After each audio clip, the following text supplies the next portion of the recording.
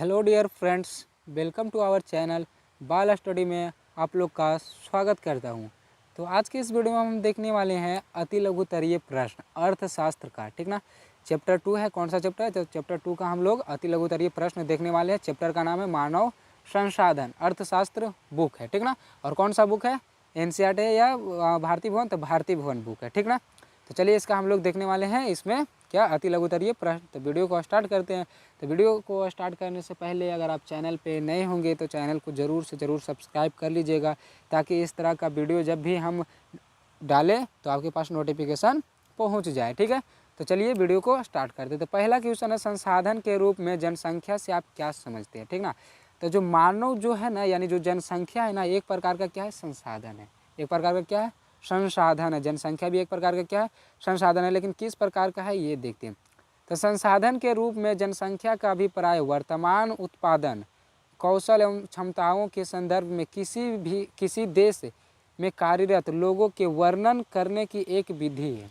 ठीक ना, जनसंख्या कैसे संसाधन है? तो जो कितना लोग क्या कर रहे हैं ये सभी का क्या वर्णन करने की क्या है? एक विधि है। ठीक ना, अतः जनसंख्या मानव संसाधन भी कहलाती है। अभी बताए ना, जो जनसंख्या वो भी एक क्या है? संसाधन है। लेकिन कैसा संसाधन है? तो मानव संसाधन। ठीक है, तो ये पहला का हो गया आंसर। चलिए अब हम लोग दूसरा नंबर देखते हैं।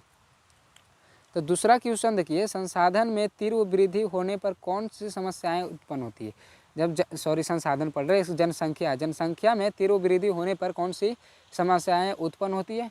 तो पहले देखिए कि बहुत सारा जनसंख्या, जैसे बिहार वाले ही आप लोग वीडियो देख रहे होंगे, क्योंकि बिहार बोर्ड का ही है ये भारतीय बोर्ड। तो अब जब बिहार में जब जनसंख्या देखिए बहुत ज़्यादा है, तो क्या चीज़ समस्याएं? पहला तो आर्थिक समस्याएं। ठीक ना, आर्थिक समस्याएं ना, यानी कि आर्थिक विकास की समस्याएं। खाने ये सभी के लिए अच्छा से मिल नहीं पाता, यानी आर्थिक मतलब आप लोग समझ ही रहे होंगे कि रुपया पैसा ये सभी। ठीक ना, तो इसकी समस्याएं हो जाती है सर्वप्रथम। और दूसरा में हो जाता है शिक्षा। दूसरा में कौन सा होता है? शिक्षा। अच्छा से शिक्षा नहीं मिल पाता है। तीसरा देखिए क्वेश्चन है कि बिहार की जनसंख्या का आकार कैसा है? तो बिहार की जनसंख्या का आकार कैसा है? अभी हम लोग देखें ना, बहुत सारा क्या है जनसंख्या, बहुत ही ज़्यादा जनसंख्या है। तो इसका आकार जो हो जाएगा बहुत विशाल हो जाएगा। इसका आकार कैसा हो जाएगा? बहुत विशाल। अब चौथा नंबर क्वेश्चन देखिए, चौथा नंबर है कि जनसंख्या के घनत्व से आप क्या समझते हैं? जनसंख्या के घनत्व से आप क्या समझते हैं? तो देखिए इसका उत्तर देखिए हो जाएगा, जनसंख्या के घनत्व का अभिप्राय मानव भूमि अनुपात से है। मानव भूमि अनुपात से, अर्थात प्रति किलोमीटर में निवास करने वाले व्यक्तियों की औसत संख्या। ठीक ना, जैसे हमारे बिहार में 1 किलोमीटर में 800 आदमी रहते हैं। 1 किलोमीटर में कितने रहते हैं? 800 आदमी रहते। तो उसी को हम लोग क्या कहेंगे? जनसंख्या का घनत्व। जनसंख्या का घनत्व। कोई भी आपसे अगर पूछ दे जनसंख्या का घनत्व, तो आप बताइएगा कि बिहार का जनसंख्या का घनत्व कितना है, कि 1 किलोमीटर में कितने लोग रहते हैं? तो 800 लोगों रहते हैं। 800 लोग रहते। ये है बिहार के क्या? जनसंख्या का घनत्व। ठीक है, तो आप लोग इसका भी आंसर समझ गए। आप पाँचवा देखते हैं। पाँचवा क्वेश्चन है कि स्त्री पुरुष अनुपात का क्या अभिप्राय है? तो लिंगानुपात से, अर्थात प्रति 1000 पुरुषों पर महिलाओं की संख्या, प्रति 1000 पुरुषों पर महिलाओं की संख्या ही क्या कहलाता है? स्त्री पुरुष अनुपात का लिंग क्या अभिप्राय है? तो ये हो जाता है लिंगा अनुपात। जितना भी मान के चलिए 1000 क्या है हमारे बिहार में लिंगानुपात क्या है? तो देखिए 1000 अगर पुरुष है, क्या 1000 पुरुष पे 918 महिलाएं है। ठीक ना, अवेलेबल है। ठीक ना, अगर 1000 पुरुष है तो उस पर महिलाएं कितने हैं? 918, यानी कि बचा कितना? 82 लोग फालतू गया ना। तो 1000 में से 82 लोग क्या होता है कि कोई बाबा बन जाता है, तो कोई मतलब साधु बन जाता है, मतलब कोई ब्रह्मचारी ही रहता है। ठीक ना, ऐसा ऐसा होता है। लेकिन इसी में 1000 में से कोई कोई जो रहता है, आप लोग देखे होंगे, आप गांव मोहल्ला में दूधू को उठा लेता है इसमें से, नहीं मतलब दूधू शादी कर लेता था, एक और के तो लेके गया ना एक और के तो टाल लिया। समझ रहे हैं ना? तो समझ गए पाँचवा स्त्री पुरुष अनुपात का क्या अभिप्राय है? लिंगानुपात होता है। लिंगानुपात आप समझ गए, 1000 पुरुषों पे 918 स्त्री। अब चलिए देखते हैं अगला कि छठा में है, स्त्री पुरुष अनुपात की गणना किस प्रकार की जाती है? देखिए अभी बताएं ना, 1000 व्यक्तियों के आधार पर, 1000 व्यक्तियों के आधार पर, अभी तो हम बताएं। चलिए अब सातवां देखते हैं कि साक्षरता से आप क्या समझते हैं? तो देखिए साक्षरता का अर्थ है साक्षर होना, अर्थात पढ़ने और लिखने की क्षमता से संपन्न होना, ये साक्षरता कहलाता है। ठीक ना, जैसे आप लोग गांव में सुनते हो ना, होंगे ना कि वो व्यक्ति जो है बहुत ही साक्षर है, ठीक ना, बहुत ही साक्षर है। साक्षर का मतलब हुआ पढ़ने लिखने वाला, यानी अच्छा खासा जानता है वो, उसका चाल चलन अच्छा है ये, ठीक ना। चलिए अब अगला देखते हैं 8वां नंबर क्वेश्चन। वीडियो अच्छा लग रहा होगा तो थोड़ा सा कष्ट कीजिएगा चैनल को सब्सक्राइब करने के लिए, ठीक ना, क्योंकि मेहनत करते हैं बाबू तो थोड़ा सा हमको भी फ़ायदा होना चाहिए ना। बस आप लोग अगर सब्सक्राइब कर दीजिएगा चैनल को और फिर वीडियो को लाइक कर दीजिएगा और कमेंट कर दीजिएगा, शेयर कर दीजिएगा, तो एक पैसा भी आप लोग का खर्चा नहीं है। लेकिन अभी हम देखिए यहाँ पे वीडियो बना रहे हैं, आप लोग गुस्साइएगा नहीं कि आप लोग देखिए क्या आप क्यों आप लोग गुस्साइएगा जो हम बताते हैं। जैसे अभी हम देखिए वीडियो बना रहे हैं, अब हम ये वीडियो बना रहे हैं, पहले इधर मेरा मेहनत लग रहा है, ठीक, फिर इसको वीडियो अपलोड करेंगे तो डाटा ख़त्म होगा, ठीक ना। बड़ा मेरा संस्थान नहीं है कि वाईफाई लगाए हुए हैं, ठीक है। तो अब यही डाटा से जाता है, तो डाटा अब अलग से रिचार्ज करवाना पड़ता है, इसके लिए स्पेशल डाटा, तो अब उसमें पैसा लगता है ना। यानी एक वीडियो अपलोड करने में हमको कम से कम तो 20 रुपया खर्चा पड़ जाता है, वो भी 12-13 मिनट का वीडियो रहता है तब, ठीक ना, 20 रुपया खर्चा पड़ जाता है। अब आप लोग जब सपोर्ट ही नहीं करिएगा तो मेरा तो घर से ही लॉस है ना। नहीं, आप लोग उतना तो विश्वास है, 11,000 तक आप लोग पहुँचा दिए हैं, इसको जल्दी से जल्दी आप लोग 1 लाख कर दीजिएगा, वो हमको आप पे भरोसा है, क्योंकि जब हम आपके लिए अच्छा कर रहे हैं तो आप भी मेरे लिए अच्छा कीजिएगा, ठीक है। आप देखिए जीवन प्रत्याशा का अर्थ स्पष्ट करें, तो ये देखिए इसका उत्तर हो जाएगा यहाँ पे कि जीवन प्रत्याशा का अर्थ यह है कि किसी व्यक्ति के जीवित रहने की संभावित आयु से है। जितना दिन आदमी जो जीवित रहता है ना उसी को हम क्या कहते हैं, जीवन प्रत्याशा, यानी जीवन जो व्यक्ति अभी जी रहा है उसके आयु जो जितना जिंदा रहेगा यानी उसके आयु को ही क्या कहते हैं, जीवन प्रत्याशा, जीवन प्रत्याशा, ठीक है, समझे। चलिए अब 9वां नंबर क्वेश्चन देखते हैं कि जन्म दर तथा मृत्यु दर के अध्ययन का क्या महत्व है, ठीक ना। जन्म दर तथा मृत्यु दर के अध्ययन का क्या महत्व है, तो देखिए इसका उत्तर हो जाएगा जन्म दर तथा मृत्यु दर के अध्ययन से जनसंख्या के आकार का निर्धारण तथा जनसंख्या में वृद्धि दर को निर्धारित करने का महत्व है, ठीक है। चलिए अगला नंबर क्वेश्चन देखते हैं, थोड़ा सा अब कम करते हैं क्योंकि वीडियो लंबा हो जाएगा।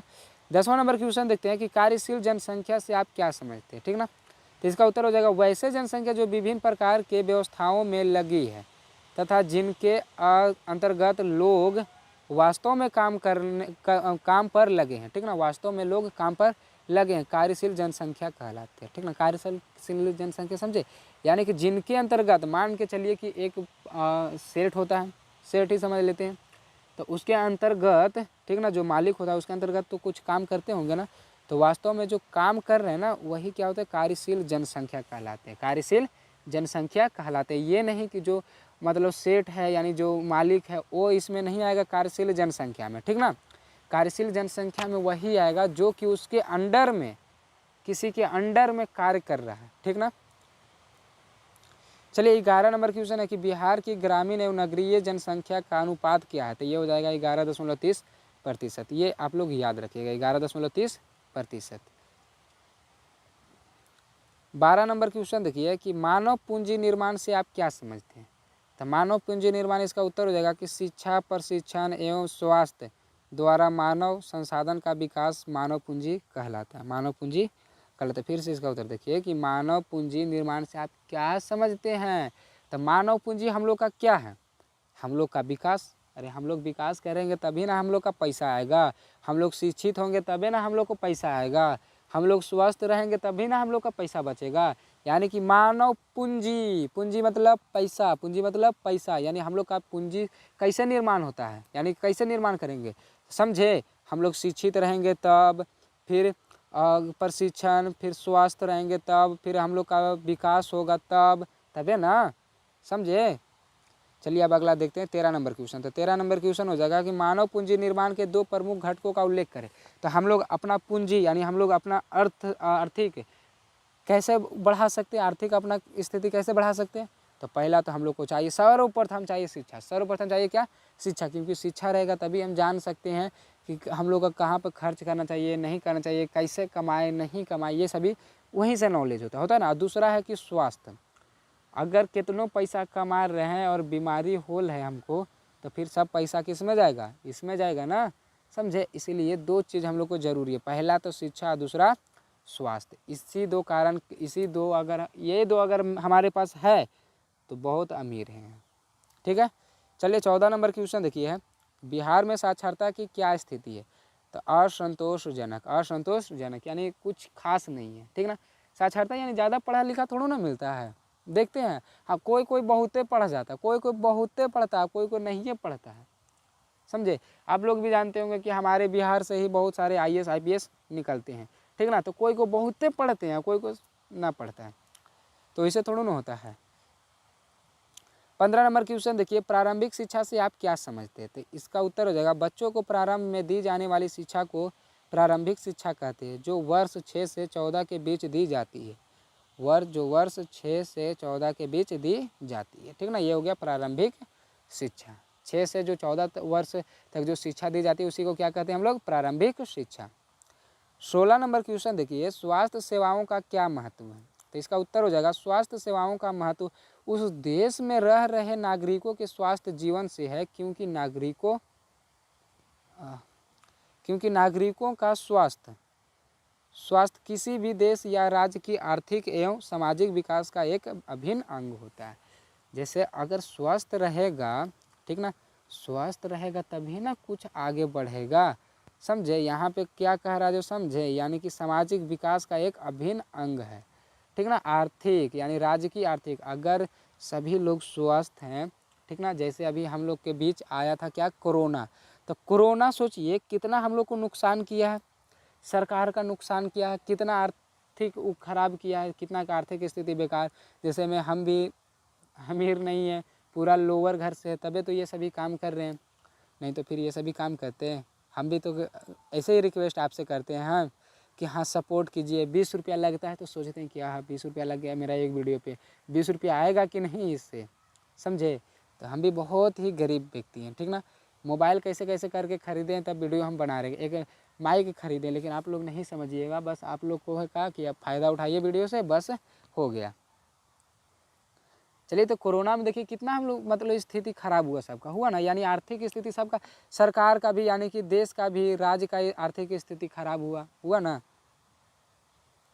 चलिए 17 नंबर क्वेश्चन देखते हैं कि आवास से आप क्या समझते हैं? तो देखिए आवास क्या होता है कि मतलब देखिए यहाँ पे जलवायु की विभिन्नताओं से सुरक्षा प्रदान करने के साथ ही समाज के भावी नागरिकों के जन्म और पालन पोषण की व्यवस्था जिस जगह होती है आवास कहलाता है। देखिए कितना अच्छा से लिख के आए हैं कि आप लोग को एकदम एक बार में याद हो गया होगा, नहीं याद हुआ हो या नहीं, बट समझ में पूरा अच्छा से आ गया होगा। यानी हम लोग जहाँ जन्मे हैं, जहाँ पे हमारा पालन पोषण हुआ है, जहाँ की जलवायु से ये सभी अच्छी है, उसी को हम लोग क्या कहते हैं? आवास। लेकिन सॉरी ये आ गया ऊपर, लेकिन उतना ही नहीं और देखिए और होता है, इतना ही नहीं, स्वच्छ वायु, सुरक्षित पेयजल तथा एक अच्छा पड़ोस और वातावरण सहित सुसज्जित स्थल आवास का रूप धारण करते। मतलब ये सभी रहेगा तभी हम आवास कह सकते हैं। ये नहीं कि मतलब एक घर बना लिए और बगल में कचरा है, बगल में गंदा तालाब है, कोई पड़ोसी वगैरह नहीं है, जलवायु अच्छा नहीं है, तब उसको हम लोग आवास नहीं कहेंगे, ठीक ना। क्योंकि आवास का मतलब हुआ कि हम स्वस्थ रहें, अच्छा से रहें, हमारा आर्थिक स्थिति भी बढ़िया हो। समझ में आ गया ना। चलिए अब अगला देखते हैं। 18 नंबर क्वेश्चन है कि बिहार के सबसे अधिक और सबसे कम जनसंख्या वाले 5 जिलों के नाम लिखे। तो अधिक जनसंख्या वाले जिले पटना, पूर्वी चंपारण, मुजफ्फरपुर, मधुबनी और गया से हम भी बिलोंग करते हैं, ठीक ना। तो जो गया से हैं वो कमेंट में ज़रूर बताइएगा, और गया से ही नहीं आप लोग सभी बताइएगा कि आप लोग वीडियो कहाँ से मेरा देख रहे हैं। और कम जनसंख्या वाला देखिए हो जाएगा जहानाबाद, लखीसराय, अरवल, शिवहर और शेखपुरा, ठीक है। अब 19 नंबर क्वेश्चन देखते हैं। निम्नलिखित संक्षिप्त शब्दों का पूर्ण रूप लिखे, यानी कि इसका फुल फॉर्म हमको लिखना है। तो NCERT है, UCG, ICAR, ICMR, फिर SCERT, ठीक ना। तो इसका हमको देखना है फुल फॉर्म। तो देखिए सभी का हिंदी भी लिख के आए कि इसका मतलब क्या होता है, क्योंकि आप लोग सिर्फ इंग्लिश ही नहीं बल्कि इसका अर्थ भी जाने कि इसका मतलब क्या होता है।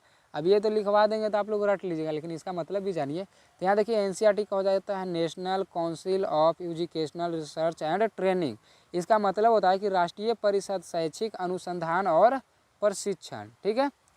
अगला देखिए दूसरा नंबर क्वेश्चन है, दूसरा देखिए कि UGC, तो इसका हो जाएगा यूनिवर्सिटी ग्रांट्स कमीशन, ठीक है। इसका हो जाएगा कि विश्वविद्यालय अनुदान आयोग, इसका मतलब हो जाता है क्या, विश्वविद्यालय अनुदान आयोग। अब देखते हैं तीसरा नंबर क्वेश्चन है कि देखिए ICAR यानी कि Indian council of agriculture research, तो इसका उत्तर हो जाएगा भारतीय इसका मतलब अर्थ हो जाएगा भारतीय कृषि परिषद शोध करना। ठीक है, ये हो गया। अब चौथा देखिए इसका, देखिए ICMR, तो इसका हो जाएगा Indian council of medical research, तो इसका उत्तर हो जाएगा बार बार हम उत्तर बात बोल रहे हैं, मतलब इसका हो जाएगा, इसका अर्थ हो जाएगा भारतीय चिकित्सा अनुसंधान परिषद, जैसे सभी क्वेश्चन में बोलते हैं ना कि इसका उत्तर हो जाएगा, वही आदत थोड़ा सा हो गया।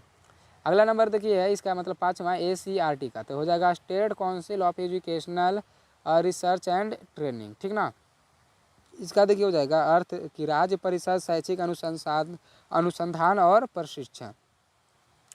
अब 20वां नंबर क्वेश्चन देखते हैं, यहाँ पे देखिए है कि बिहार देश का सबसे कम साक्षर राज्य है, इसके 2 प्रमुख कारण लिखे, मतलब बिहार जो है ना देश का यानी सबसे कम पढ़ा लिखा राज्य है बिहार, इसका 2 कारण बताना। ठीक है, तो पहला तो देखिए कारण हो जाएगा कि बिहार देश का सबसे कम साक्षर राज्य है, इसके प्रमुख कारण है, तो पहला हो जाएगा अन्य राज्यों की तुलना में बिहार में प्राथमिक नामांकन की दर बहुत कम है, यानी कि नामांकन ही नहीं होता, शुरू में कोई पढ़ना ही नहीं चाहता है, कितना लोग जो होता है पढ़ता ही नहीं है, ऐसे ही मतलब रह जाता है। ठीक ना, और दूसरा है मतलब यहाँ पे देखिए देश में औसत नामांकन जहाँ 77% है, वहीं बिहार में 52% ही है, यानी कि अलग राज्य में और सभी बिहार को छोड़कर अलग सभी राज्य में 77% नामांकन होता है, लेकिन बिहार में 52% ही नामांकन होता है, यानी 25% गायब है, तो 25% कम है सभी राज्य से बिहार में। ठीक ना, दूसरा है कि उच्च प्राथमिक विद्यालय पहुँचते पहुँचते बहुत से बच्चे स्कूल का त्याग कर देते हैं। ठीक ना, यानी हाई स्कूल पहुँचते पहुँचते कितना जो होता है कि ये पढ़ता ही नहीं है, जैसे ज़्यादा से ज़्यादा अब के देखते हैं तो 10th कर लिया बस बहुत काफ़ी है, 10th कर लिया, ज़्यादा से ज़्यादा 12th भी कर लेता है, उसके बाद कमाने के लिए निकल जाता है। लेकिन हम भी चाहते तो वैसा ही कर सकते थे, लेकिन नहीं, अरे कमाएंगे कितना कमाएंगे, 15 से 20 हज़ार, लेकिन हमको लाइफ में कुछ बड़ा करना है, इतना कमाना ना कि गार्जियन को पूरा खुश रख सकें। एक बार जो बोल दे कि बेटा हमको ये चाहिए तो ये देना है, आप लोग सोचिएगा कि कोच ही बोलते रहते हैं वीडियो में लेकिन क्या करें, भावुक हो जाते हैं ना थोड़ा सा। चलिए, तो ये ख़त्म हो गया क्वेश्चन। ठीक है, तो आशा करते हैं आपको वीडियो अच्छा लगा होगा, वीडियो अच्छा लगा होगा तो ज़रूर से ज़रूर चैनल को सब्सक्राइब कर दीजिएगा, वीडियो को लाइक कर दीजिएगा। ठीक है, और कमेंट भी कर दीजिएगा आप लोग कैसा लगा, आप लोग को वीडियो कहाँ से है ये ज़रूर बताइएगा। ठीक है, तो चलिए मिलते हैं अगले वीडियो में, तब तक के लिए जय हिंद जय भारत।